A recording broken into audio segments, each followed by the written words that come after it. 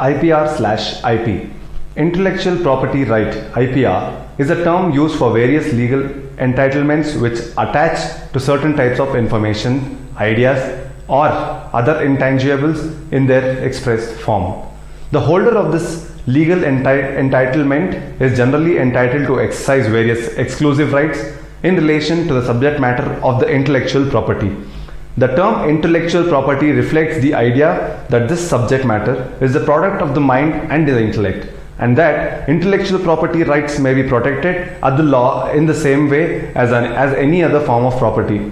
Intellectual property laws vary from jurisdiction to jurisdiction such that the acquisition, registration, or enforcement of IP rights must be pursued or obtained separately in each territory of interest. Intellectual property rights (IPR) can be defined as the rights given to people over the creation of their minds. They usually give the creator an exclusive right over the use of his or her creations for a certain period of time. What is intellectual property? Intellectual property is an intangible creation of human mind, usually expressed or translated into a tangible form that is assigned certain rights of property. Examples of intellectual property include an author's copyright on a book or an article, a distinctive logo design representing a soft drink company and its products, unique design elements of a website, or a patent on the process to manufacture chewing gum. What is intellectual property rights? Intellectual property rights (IPR) can be defined as the rights given to the people over the creation of their minds. They usually give the creator an exclusive right over the use of his or her creation for a certain period of time. Intellectual property (IP) refers to creation of the mind, inventions, literary and artistic works, and symbols, names, images, and designs used in commerce. Categories of intellectual property: one can broadly classify the various forms of IPRs into two categories: IPRs that stimulate inventive and creative activities, patents, utility models, industrial designs, copyright, plant breeders, right and layout designs for integrated circuits, and IPRs that offer information to consumers, trademarks, and geographical indications. IPRs in both categories seek to address certain failure of private markets to provide for an efficient allocation of resources. IP is divided into two categories for ease and understanding. Number 1, industrial property. Number 2, copyright industrial property, which includes inventions, patents, trademarks, industrial designs, and geographic indications of source, and copyright, which includes literary and artistic works such as novels, poems, and plays, films, musical works, artistic works such as drawings, paintings, photographs, and sculptures, and architectural designs. Rights related to copyright include those of performing artists in their performances, producers of phonograms in their recordings, and those of broadcasters in their radio and television programs. Intellectual property shall include the right relating to literary, artistic, and scientific works, performance of performing artists, inventions in all fields of human endeavor, scientific discoveries, industrial designs, trademarks, service marks, etc. Protection against unfair competition. What is a property? Property designates those things that are commonly recognized as being the possessions of an individual or a group. A right of ownership is associated with property that establish the good as being one's own thing in relation to the other individuals or groups, assuring the owner the right to dispense with the property in a manner he or she deems fit. Whether do you use or not use, exclude others from using, or to transfer ownership. Properties are of two types: tangible property and intangible property. That is, one that is physically present and the other which is not in any physical form. Building, land, house, cash, jewelry are few examples of tangible properties which can be seen and felt physically. On the other hand, there is a kind of valuable property that cannot be felt physically as it does not have a physical form. Intellectual property is one of the forms of intangible property which commands a material value which can also be higher than the value of a tangible asset or property. Rights protected under intellectual property. Different types of intellectual property rights are patents, copyrights, trademarks, industrial designs, protection of integrated circuits, layout design, geographical indications of goods, biological diversity, plant varieties and farmers' rights, undisclosed informations, intellectual property or patents, inventions, trademarks, industrial design, geographical indications, copyright, writings, paintings, musical works, dramatics works, audio-visual works, sound recordings, photographic works, broadcasts, sculpture, drawings, architectural works, etc. IPR as instruments of development, key drivers of economic performance in R&D based growth models. Intellectual property policies do affect the extent and nature of investments undertaken by multinational enterprises, at the same time relative to other factors determining foreign investment decisions. IPR seems to be of relatively minor importance. Duration of intellectual property rights in a nutshell. The term of every patent will be 20 years from the date of filing of the patent application, irrespective of whether it is filed with provisional or complete specification. Date of patent is the date on which the application for patent is filed. Term of every trademark registration is 10 years from the date of making of the application, which is deemed to be the date of registration. Copyright generally lasts for a period of 60 years. The registration of a geographical indication is valid for a period of 10 years. The duration of registration of chip layout design is for a period of 10 years, counted from the date of filing an application for the registration or from the date of first commercial exploitation anywhere in India or in any convention country or country specified by Government of India, whichever is earlier. The duration of protection of registered varieties is different for different crops, namely 18 years for trees and vines, 15 years for other crops and extant varieties. Global intellectual property trends. With over 3 million applications filed per year, trademark protection is the most sought after form of IP worldwide, with growth rates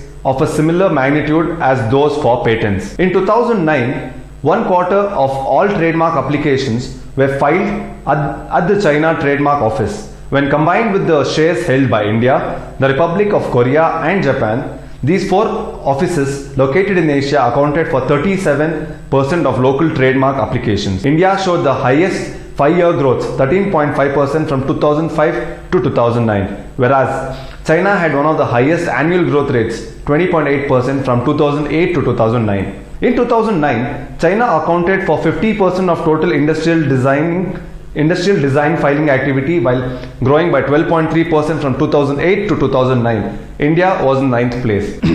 In 2009, 1,41,943 trademark applications were filed, 34,287 patents applications were filed, and 6,092 industrial designs applications were filed. Intellectual property trends, India.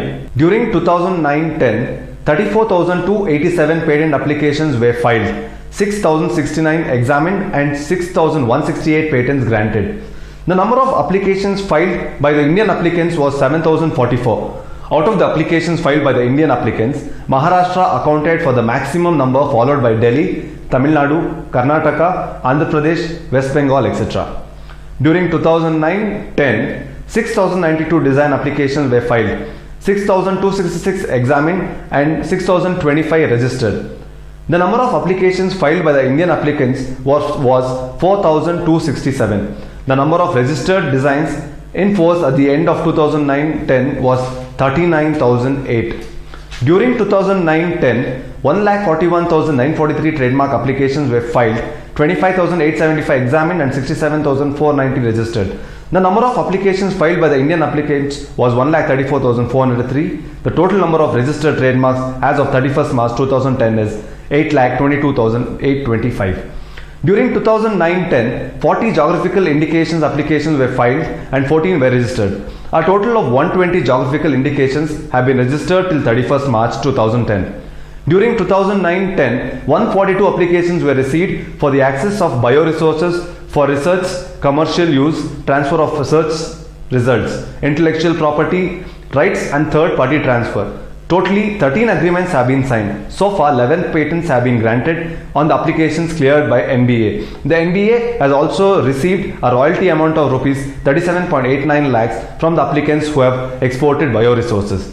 In 2010 and 11, a total of 642 applications representing 28 crops were received by the authority for seeking plant variety protection under the Act. The applications belong to new 395, extent 216, farmer varieties 30 and essential derived variety 1 categories. Initiatives of Government of India towards the protection of IPR. The government has brought out a handbook of copyright law to create awareness of copyright laws amongst the stakeholders, enforcement agencies, professional users like the scientific and academic communities, and members of the public. National Police Academy, Hyderabad and National Academy of Customs, Excise and Narcotics conducted several training programs on copyright laws for the police and custom officers. The Department of Education, Ministry of Human Resource Development, Government of India has initiated several measures in the past for strengthening the enforcement of company rights and include constitution of a Copyright Enforcement Advisory Council (CEAC), creation of separate cells in state police headquarters, encouraging setting up of collective administration societies and organization of seminars and workshops to create greater awareness of copyright laws among the enforcement personnel and the general public. Special cells for copyright enforcement have so far been set up in 23 states and union territories, that is Andhra Pradesh, Assam, Andaman and Nicobar, Chandigarh, Dadra and Nagar Haveli, Diu and Daman, Delhi, Goa, Gujarat, Haryana, Himachal Pradesh, Jammu and Kashmir, Karnataka, Kerala, Madhya Pradesh, Meghalaya, Orissa, Pondicherry, Punjab, Sikkim, Tamil Nadu, Tripura and West Bengal. The government also initiates a number of seminars or workshops on copyright issues. The participants in these seminars include enforcement personnel as well as representatives of the industry organizations. The Indian Trade Classification (ITC) Harmonized System (HS) classifies goods into 3 categories. Number 1, restricted. Number 2, canalized. Number 3, prohibited. Goods not specified in the above mentioned categories can be freely imported without any restriction. If the importer has obtained a valid IEC, there is no need to obtain any important license or permission to import such goods. Most of the goods can be freely imported in India. Restricted goods. Restricted goods can be imported only after obtaining an import license from the relevant regional license authority. The goods covered by the license shall be disposed of in the manner specified by the license authority, which should be clearly indicated in the license itself. The list of restricted goods is provided in ITC HS. An important license is valid for 24 months for capital goods and 18 months for all other goods. Canalized goods are items which may only be imported using specific procedures or methods of transport. The list of canalized goods can be found in the ITC HS. Goods in this category can be imported only through canalizing agencies. The main canalized items are currently petroleum products, bulk agricultural products such as grains and vegetable oils, and some pharmaceutical products. Prohibited goods. These are the goods listed in the ITC HS which are strictly prohibited on all import channels in India. These include wild animals, tallow fat, and oils of animal origin, animal rennet, and unprocessed ivory. Export policies, just like import goods, can be exported freely if they are not mentioned in the classification of ITC HS. Below follows the classification of goods for export. Restricted, prohibited state trading enterprise. Restricted goods. Before exporting any restricted goods, the exporter must first obtain a license explicitly permitting the exporter to do so. The restricted goods must be exported through a set of procedures or conditions which are detailed in the license. Prohibited goods. These are the items which cannot be exported at all. The vast majority of these include wild animals and animal articles that may carry a risk of infection. State trading enterprise STE. Certain items can be exported only through designated STEs. The export of such items is subjected to the conditions specified in the EXIM policy. Types of duties. There are many types of duties that are levied in India on imports and exports. A list of these duties follows below. Basic duty. Basic duty is the typical tax rate that is applied to goods. The rates of custom duties are specified in the first and second schedules of the Custom Tariff Act of 1975. The first schedule contains rates of import duty and the second schedule contains rates of export duties. Most of the items in India are exempt from custom duty, which is generally levied on imports. The first schedule contains two rates, standard rate and preferential rate. The preferential rate is lower than the standard rate. When goods are imported from a place specified by central government (CG) for lower rates, the preferential rate is applicable. In any other case, the standard rate will be applicable. If the CG has signed a trade agreement with the country of origin, the first schedule contains two rates, standard rate and preferential rate. The preferential rate is lower than the standard rate. When goods are imported from a place specified by the central government (CG) for lower rates, the preferential rate is applicable. In any other case, the standard rate will be applicable. If the CG has signed a trade agreement with the country of origin, then the CG may opt to charge a lower basic duty than indicated in the first schedule. Additional customs duty. Countervailing duty. In addition to the basic duty of imported goods, a countervailing duty is also applicable to imported goods. The rate of duty is equal to the rate of excise applied to goods manufactured in India. If the article is not manufactured in India, then goods of a similar nature are used to determine the correct duty amount. If there are different rates of duty on similar goods, then the highest rates of the known products will be applied to the article in question. Additional duty. VAT. The CG may levy an additional duty equivalent to the sale tax or VAT charged on sale or purchase in India. The rate cannot exceed 4%. However, the additional duty shall be refunded when the imported goods are sold if the following conditions are satisfied. The importer pays all the custom duties. The sale invoice shall bear the indication that the credit of such duty shall not be allowed, and importer shall pay VAT or sales tax on the sale of these goods. Anti-dumping duty. The CG may impose an anti-dumping duty if an article is imported to India at less than its normal price and will notify the importer if they decide to do so. The amount of duty cannot exceed the margin of dumping. The margin of dumping means the difference between the export price and the normal price. The notification issued by the CG in this regard shall be varied for 5 years. The period can be further extended. However, the total period cannot exceed 10 years from the date of first imposition. Countervailing duty or subsidized articles. A countervailing duty is a tariff applied to imported goods to neutralize the effect of a subsidy from country of origin.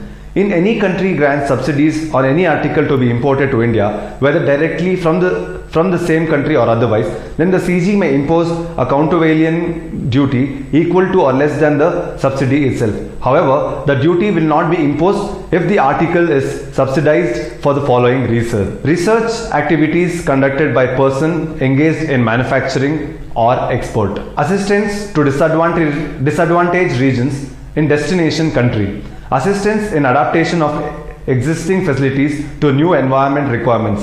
The notification issued by CG in this regard shall be valid for 5 years and possibly subject to further extension. However, the total period cannot extend 10 years from the initial date of imposition. Safeguard duty. A safeguard duty is a tariff designed to provide protection to domestic goods, favoring them over imported items. If the government determines that increased imports of certain items are having a significant detrimental effect on domestic competitors, it may opt to levy its duty on those imports to discourage their proliferation. However, the duty does not apply to articles imported from developing countries. The CG may exempt imports of any article from this duty. The notification issued by CG in this regard is valid for 4 years, subject to further extension. However, the total period cannot exceed 10 years from the date of first imposition. Protective duties. In addition to safeguard duties, the CG also bolsters domestic industries using protective duties. Should the Tariff Commission issue a recommendation for a protective duty, the CG may impose on any goods imported to India a protective duty to provide protection to do domestic industry. Should the Tariff Commission issue a recommendation for a protective duty, the CG may impose on any goods imported to India a protective duty to provide protection to do domestic industry. The duty cannot exceed the amount proposed in the recommendation. The CG may specify the period up to which protective duty shall be forced, reduced or extended the period, and adjust the effective rate. Education and higher education cess. The education cess, simply put, is a tax designed to fund education and healthcare initiatives. An education cess at the rate of 2% and higher education cess of 1% are levied on aggregate of duties of customs. However, the aggregate of custom duties does not include the safeguard duties, countervailing duty on subsidized articles, anti-dumping duty or countervailing duty equivalent to VAT. Valuation customs duty is payable as a percentage of value which is known as accessible value or customs value. The value may either value as defined in section 14 of the Custom Act or tariff value described under section 14 of the Customs Act. Tariff value. The tariff value is fixed by the Central Board of Excise and Customs CBEC for any class of imported goods and exported goods. Authorities will consider the trend of value of the goods in question while fixing the tariff value. Once fixed, the duty is payable as a percentage of this value. The value of the imported goods for the assessment of duty is determined in accordance with the provision of section 14 of 1962 and the Custom Valuation Rules 2007. According to the rules, the accessible value equal the transaction value of goods as adjusted for freight and cost of the insurance, loading and unloading and handling charges. In the accessible value, the following criteria are included: commission and brokerage, cost of container, which are treated as being one with the goods for custom purposes, cost of packing, labor of materials, components, tools, etc. supplied by buyer, royalties and license fees, value of proceeds of subsequent sales, other payment as condition of sales of goods being valued, cost of transport up to the place of importation, landing charges and cost of insurance. The following costs are excluded from the accessible value: charges for construction, erection, assembly, maintenance or technical assistance undertaken after importation of plant, machinery or equipment, cost of transport after importation, duties and taxes in India, and types of duties on exports and imports in India are covered in the Customs Tariff Act 197. Cost of transport after importation, duties and taxes in India, and types of duties and exports and import in India are covered in the Customs Tariff Act 1975. The Act provides all the laws and regulations related to customs in India.